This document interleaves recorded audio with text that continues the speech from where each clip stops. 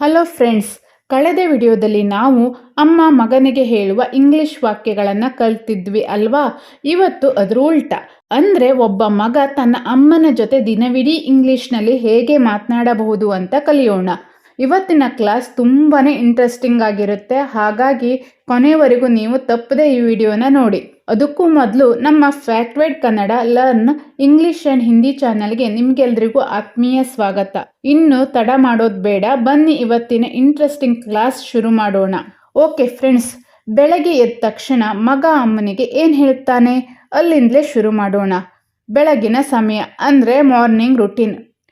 ಇಲ್ಲಿ ನೋಡಿ ಮೊದಲನೇ ವಾಕ್ಯನ, ಗುಡ್ ಮಾರ್ನಿಂಗ್ ಮಾಮ್. ಇದು ನಮಗೆಲ್ಲ ಗೊತ್ತಿರೋ ಹಾಗೆ ಶುಭ ಮುಂಜಾನೆ ಅಮ್ಮ ಅಂತ. ಇಲ್ಲಿ ಮಾಮ್ ಅಥವಾ ಮದರ್ ಅಂದರೆ ಅಮ್ಮ. ಬೆಳಗ್ಗೆ ಎದ್ದ ತಕ್ಷಣ ಪ್ರೀತಿಯಿಂದ ಗುಡ್ ಮಾರ್ನಿಂಗ್ ಮಾಮ್ ಅನ್ನಿ, ಅಮ್ಮನ ಮುಖದಲ್ಲಿ ಖುಷಿ ನೋಡಿ. ಹಾಗೆ ಎರಡನೇ ವಾಕ್ಯ, what is for breakfast mom. ಎದ್ದ ತಕ್ಷಣ ಮಕ್ಕಳಿಗೆ ಹೊಟ್ಟೆ ಹಸಿವಾಗುತ್ತೆ ಅಲ್ವಾ. ಅಮ್ಮ ಇವತ್ತು ತಿಂಡಿಗೆ ಏನಿದೆ ಅಂತ ಕೇಳೋಕೆ ಇಂಗ್ಲಿಷ್ನಲ್ಲಿ what is for breakfast mom ಅನ್ಬೇಕು. ಬ್ರೇಕ್ಫಾಸ್ಟ್ ಅಂದರೆ ಬೆಳಗಿನ ತಿಂಡಿ. ಓಕೆ, ಮೂರನೇ ವಾಕ್ಯನ ನೋಡೋಣ. Where is my school uniform. Where ಅಂದರೆ ಎಲ್ಲಿ ಅಂತ ಅರ್ಥ. ಗಡಿಬಿಡಿಯಲ್ಲಿ ಬಟ್ಟೆ ಸಿಗದೆ ಇದ್ದಾಗ ಮಗ ಕೇಳ್ತಾನಲ್ವಾ, ಅಮ್ಮ ನನ್ನ ಸ್ಕೂಲ್ ಯೂನಿಫಾರ್ಮ್ ಎಲ್ಲಿದೆ ಅಂತ. ಅದಕ್ಕೆ ಸಿಂಪಲ್ ಆಗಿ where is my school uniform ಅಂತ ಪ್ರಶ್ನೆ ಮಾಡಬೇಕು. ಓಕೆ, ನಾಲ್ಕನೇ ವಾಕ್ಯ ಏನು, give me my lunch box mom. Give me ಅಂದರೆ ನನಗೆ ಕೊಡು ಅಂತ. ಶಾಲೆಗೆ ಹೊರಡಬೇಕಾದ್ರೆ ಅಮ್ಮ ನನ್ನ ಲಂಚ್ ಬಾಕ್ಸ್ ಕೊಡು ಅನ್ನೋದಕ್ಕೆ give me my lunch box mom ಅನ್ಬೇಕು. ಓಕೆ, ಈಗ ಐದನೇ ವಾಕ್ಯ ನೋಡೋಣ. I am leaving for school bye. Leaving ಅಂದರೆ ಹೊರಡುತ್ತಿದ್ದೇನೆ ಅಂತ. ನಾನು ಶಾಲೆಗೆ ಹೊರಡುತ್ತಿದ್ದೇನೆ ಬಾಯ್ ಅಮ್ಮ ಅನ್ನೋದಕ್ಕೆ I am leaving for school bye ಅನ್ಬೇಕು. ಅರ್ಥ ಆಯ್ತಾ? ಓಕೆ, ನೆಕ್ಸ್ಟ್ ಶಾಲೆಯಿಂದ ಮನೆಗೆ ಬಂದಾಗ, ಕಮಿಂಗ್ ಬ್ಯಾಕ್ ಫ್ರಮ್ ಸ್ಕೂಲ್. ಅಂದರೆ ಈಗ ಶಾಲೆ ಮುಗಿಸಿ ಮಗ ಮನೆಗೆ ಬಂದಾಗ ಅಮ್ಮನ ಹತ್ತಿರ ಏನೆಲ್ಲ ಮಾತನಾಡ್ತಾನೆ ಅಂತ ನೋಡೋಣ.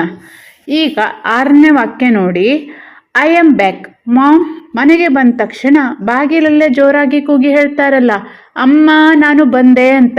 ಅದಕ್ಕೆ ಇಂಗ್ಲಿಷ್ನಲ್ಲಿ ಐ ಆಮ್ ಬ್ಯಾಕ್ ಮಾಮ್ ಅನ್ನಬೇಕು. ಅರ್ಥ ಆಯ್ತಾ? ಸರಿ, ಈಗ ಏಳನೇ ವಾಕ್ಯ ನೋಡಿ, ಐ ಆಮ್ ವೆರಿ ಹಂಗ್ರಿ. ಈಗ ಸ್ಕೂಲಿಂದ ಬಂದ ತಕ್ಷಣ ಮಕ್ಕಳಿಗೆ ಸಿಕ್ಕಾಪಟ್ಟೆ ಹಸಿವಾಗಿರುತ್ತೆ. ಹಂಗ್ರಿ ಅಂದರೆ ಹಸಿವು, ವೆರಿ ಅಂದರೆ ತುಂಬ. ನನಗೆ ತುಂಬ ಹಸಿವಾಗ್ತಿದೆ ಅನ್ನೋಕೆ ಐ ಆಮ್ ವೆರಿ ಹಂಗ್ರಿ ಅಂತ ಹೇಳಬೇಕು. ಸರಿ, ಈಗ ಎಂಟನೇ ವಾಕ್ಯ ನೋಡಿ, give me some snacks. Snacks ಅಂದರೆ ಸಂಜೆ ತಿನ್ನುವ ಲಘು ಆಹಾರ, ಚುರುಮುರಿ ಬಜ್ಜಿ ಇತ್ಯಾದಿ. ನನಗೆ ಸ್ವಲ್ಪ ತಿನ್ನಲು ಏನಾದರೂ ಕೊಡು ಅಮ್ಮ ಅಂತ ಕೇಳೋಕೆ ಗಿವ್ ಮೀ ಸಮ್ ಸ್ನ್ಯಾಕ್ಸ್ ಅಂತ ಹೇಳಬೇಕು. ಸರಿ, ಈಗ ಒಂಬತ್ತನೇ ವಾಕ್ಯ ನೋಡೋಣ. Today was a great day at school. ಇವತ್ತು ಶಾಲೆಯಲ್ಲಿ ತುಂಬ ಖುಷಿಯಾಗಿದ್ದರೆ ಮಗ ಅಮ್ಮನಿಗೆ ಬಂದು ಹೇಳ್ತಾನೆ, ಇವತ್ತು ಶಾಲೆಯ ದಿನ ತುಂಬ ಚೆನ್ನಾಗಿತ್ತು ಅಮ್ಮ ಅಂತ ಹೇಳ್ತಾನಲ್ವಾ. ಅದಕ್ಕೆ ಇಂಗ್ಲಿಷ್ನಲ್ಲಿ today was a great day at school ಅಂತ ಹೇಳಬೇಕು. ಸರಿ, ಈಗ ಹತ್ತನೇ ವಾಕ್ಯ ನೋಡೋಣ. My teacher praised me today. ನೋಡಿ ಫ್ರೆಂಡ್ಸ್, ಇಲ್ಲಿ ಪ್ರೇಸ್ಡ್ ಅಂದರೆ ಹೊಗಳೋದು ಅಂತ ಅರ್ಥ. ಇವತ್ತು ನಮ್ಮ ಟೀಚರು ನನ್ನನ್ನು ಹೊಗಳಿದ್ರು ಅಮ್ಮ ಅಂತ ಹೆಮ್ಮೆಯಿಂದ ಹೇಳೋಕೆ my teacher praised me today ಅಂತ ಹೇಳಬೇಕು. ಸರಿ, ಈಗ ಆಟ ಮತ್ತು ಓದಿನ ಸಮಯ, ಪ್ಲೇ ಆ್ಯಂಡ್ ಸ್ಟಡಿ ಟೈಮ್. ಸರಿ, ಸಂಜೆ ಆಯಿತು. ಈಗ ಆಟ ಆಡೋಕ್ಕೆ ಹೋಗುವಾಗ ಮತ್ತೆ ಓದುವಾಗ ಬಳಸುವ ವಾಕ್ಯಗಳನ್ನು ನೋಡೋಣ. 11ನೇ ವಾಕ್ಯ ನೋಡಿ, can I go out to play. ಇದು ಅಮ್ಮನ ಹತ್ತಿರ ಪರ್ಮಿಷನ್ ಅಂದರೆ ಅನುಮತಿ ಕೇಳೋದು. ನಾನು ಹೊರಗೆ ಆಟ ಆಡಲು ಹೋಗಬಹುದೇ ಅಮ್ಮ ಅಂತ ಕೇಳೋಕೆ can I go out to play ಅಂತ ತುಂಬ ವಿನಯವಾಗಿ ಕೇಳಬೇಕು. ಸರಿ, ಈಗ 12ನೇ ವಾಕ್ಯ ನೋಡಿ, I will come back in 1 hour. ಅಮ್ಮ ಹೊರಗಡೆ ಕಳಿಸದೇ ಇದ್ದಾಗ ಮಗ ಪ್ರಾಮಿಸ್ ಮಾಡ್ತಾನೆ, ನಾನು 1 ಗಂಟೆಯಲ್ಲಿ ವಾಪಸ್ ಬರ್ತೀನಿ ಅಮ್ಮ ಅಂತ ಹೇಳೋಕೆ ಇಂಗ್ಲಿಷ್ನಲ್ಲಿ I will come back in 1 hour ಅಂತ ಹೇಳಬೇಕು. ಸರಿ, ಈಗ 13ನೇ ವಾಕ್ಯ ನೋಡೋಣ. I have a lot of homework today. ಕೆಲವು ದಿನ ತುಂಬ ಹೋಮ್ವರ್ಕ್ ಇರುತ್ತೆ ಅಲ್ವಾ. ಎ ಲಾಟ್ ಆಫ್ ಅಂದರೆ ತುಂಬ ಅಥವಾ ಜಾಸ್ತಿ. ಇವತ್ತು ನನಗೆ ತುಂಬ ಹೋಮ್ವರ್ಕ್ ಇದೆ ಅನ್ನೋದಕ್ಕೆ I have a lot of homework today ಅಂತ ಹೇಳಬೇಕು. ಈಗ 14ನೇ ವಾಕ್ಯ ನೋಡಿ, mom please help me with my homework. Homework ಮಾಡುವಾಗ ಏನಾದರೂ ಡೌಟ್ ಬಂದರೆ ಅಮ್ಮನ ಸಹಾಯ ಕೇಳ್ತೀವಿ ಅಲ್ವಾ. ಅಮ್ಮ ದಯವಿಟ್ಟು ನನಗೆ ಹೋಮ್ವರ್ಕ್ ಮಾಡಲು ಸಹಾಯ ಮಾಡು ಅನ್ನೋದಕ್ಕೆ mom please help me with my homework ಅಂತ ಹೇಳಬೇಕು. ಸರಿ, ಈಗ 15ನೇ ವಾಕ್ಯ ನೋಡಿ. I have finished my homework ಎಲ್ಲ ಬರೆದು ಮುಗಿಸಿದ ಮೇಲೆ ಖುಷಿಯಿಂದ ಅಮ್ಮ ನಾನು ಹೋಮ್ವರ್ಕ್ ಮುಗಿಸಿದೆ ಅಂತ ಹೇಳೋಕೆ I have finished my homework ಅಂತ ಹೇಳಬೇಕು. ನೋಡಿ, ಈಗ ಕೆಲವೊಂದಿಷ್ಟು ಸಾಮಾನ್ಯ ಕನ್ವರ್ಸೇಷನ್ ಬಗ್ಗೆ ಮಾತಾಡೋಣ. ಅಂದರೆ ಜನರಲ್ ಕನ್ವರ್ಸೇಷನ್ ಅಂತ ಇರುತ್ತೆ ಅಲ್ವಾ, ಅದರ ಬಗ್ಗೆ. ಈಗ ಮನೆಯಲ್ಲಿ ಇರುವಾಗ ಅಮ್ಮನಿಗೆ ಬೇರೆ ಏನೆಲ್ಲ ಕೇಳ್ತಾರೆ ಮಕ್ಕಳು? ಈ ಸ್ಲೈಡನ್ನು ಸರಿಯಾಗಿ ನೋಡಿ. ಮನೆ ಒಳಗಡೆ ಅಮ್ಮ ಕಾಣಿಸ್ದೇ ಇದ್ದಾಗ ಹುಡುಕುತ್ತಾ ಹೇಳ್ತೀವಲ್ಲ, ಅಮ್ಮ ಎಲ್ಲಿದೆಯಾ ನೀನು ಅಂತ. ಅದಕ್ಕೆ ಇಂಗ್ಲೀಷ್ನಲ್ಲಿ ವೆರ್ ಆರ್ ಯು ಮಾಮ್ ಅಂತ ಕರಿಬೇಕು. ಸರಿ, ಈಗ 17ನೇ ವಾಕ್ಯ ನೋಡಿ. Can I watch TV for some time ಅಂದರೆ ಸ್ವಲ್ಪ ಸಮಯ, ನಾನು ಸ್ವಲ್ಪ ಹೊತ್ತು ಟಿವಿ ನೋಡಬಹುದೇ ಅಮ್ಮ ಅಂತ ಪರ್ಮಿಷನ್ ಕೇಳೋಕೆ can I watch TV for some time ಅಂತ ಹೇಳಬೇಕು. ಸರಿ, ಈಗ 18ನೇ ವಾಕ್ಯ ನೋಡಿ. Where is my water bottle? ಮಕ್ಕಳಿಗೆ ತಮ್ಮ ವಸ್ತುಗಳು ಎಲ್ಲಿದೆ ಅಂತ ಹುಡ್ಕೋಕೆ ಸೋಂಬೇರಿತನ ಅಲ್ವಾ. ನನ್ನ ವಾಟರ್ ಬಾಟಲ್ ಎಲ್ಲಿದೆ ಅಂತ ಕೇಳೋಕೆ where is my water bottle ಅಂತ ಹೇಳಬೇಕು. ಸರಿ, ಈಗ 19ನೇ ವಾಕ್ಯ ನೋಡಿ. I don't like this vegetable. ಕೆಲವು ಮಕ್ಕಳಿಗೆ ತರಕಾರಿ ಪಲ್ಯ ಅಂದರೆ ಇಷ್ಟ ಇರಲ್ಲ, ನನಗೆ ಬೇಡ ಬೇಡ ಅಂತಲೇ ಹೇಳ್ತಾ ಇರ್ತಾರೆ. ವೆಜಿಟೇಬಲ್ ಅಂದರೆ ತರಕಾರಿ, ನನಗೆ ಈ ತರಕಾರಿ ಇಷ್ಟ ಇಲ್ಲ ಅಂತ ಹೇಳೋಕೆ I don't like this vegetable ಅಂತ ಹೇಳಬೇಕು. ಇಲ್ಲಿ ನೋಡಿ 20ನೇ ವಾಕ್ಯನ. ಐ ಆಮ್ ಫೀಲಿಂಗ್ ಟಯರ್ಡ್ ಅಂದರೆ ಸುಸ್ತು ಅಥವಾ ಆಯಾಸ.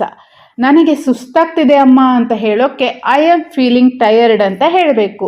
ನೋಡಿ, ಇನ್ನು ರಾತ್ರಿಯ ಸಮಯ ಅಂದರೆ ನೈಟ್ ಟೈಮ್. ಕೊನೆಯದಾಗಿ ರಾತ್ರಿ ಮಲಗುವ ಮುನ್ನ ಬಳಸುವ ಸೂಪರ್ ವಾಕ್ಯಗಳು. 21ನೇ ವಾಕ್ಯನ ನೋಡಿ. I am going to sleep. ನಾನು ಮಲಗಲು ಹೋಗುತ್ತಿದ್ದೇನೆ ಅಂತ ಅಮ್ಮನಿಗೆ ಹೇಳಿ ರೂಮಿಗೆ ಹೋಗ್ತಾರಲ್ವಾ, ಅದಕ್ಕೆ ಇಂಗ್ಲೀಷ್ನಲ್ಲಿ I am going to sleep ಅಂತ ಹೇಳಬೇಕು. ಈಗ 22ನೇ ವಾಕ್ಯ ನೋಡಿ. Please wake me up early tomorrow. ನಾಳೆ ಬೇಗ ಏಳಬೇಕು ಅಂದಾಗ ಅಮ್ಮನಿಗೆ ಹೇಳ್ತೀವಿ, ದಯವಿಟ್ಟು ನಾಳೆ ನನ್ನನ್ನು ಬೇಗ ಎಬ್ಸು. ಇಂಗ್ಲೀಷ್ನಲ್ಲಿ please wake me up early tomorrow ಅಂದರೆ ದಯವಿಟ್ಟು ನಾಳೆ ನನ್ನನ್ನು ಬೇಗ ಎಬ್ಸು ಅಂತ ಆಗುತ್ತೆ. ಸರಿ, ಈಗ 23ನೇ ವಾಕ್ಯ ನೋಡೋಣ. Can you tell me a story? ಕೆಲವು ಮಕ್ಕಳಿಗೆ ಅಮ್ಮ ಕತೆ ಹೇಳಿದ್ರೇ ನಿದ್ದೆ ಬರೋದು. ಸ್ಟೋರಿ ಅಂದರೆ ಕತೆ. ನನಗೊಂದು ಕತೆ ಹೇಳ್ತೀಯಾ ಅಮ್ಮ ಅಂತ ಕೇಳೋಕೆ can you tell me a story ಅಂತ ಹೇಳಬೇಕು. ಸರಿ, ಈಗ 24ನೇ ವಾಕ್ಯ ನೋಡೋಣ. I love you ma'am.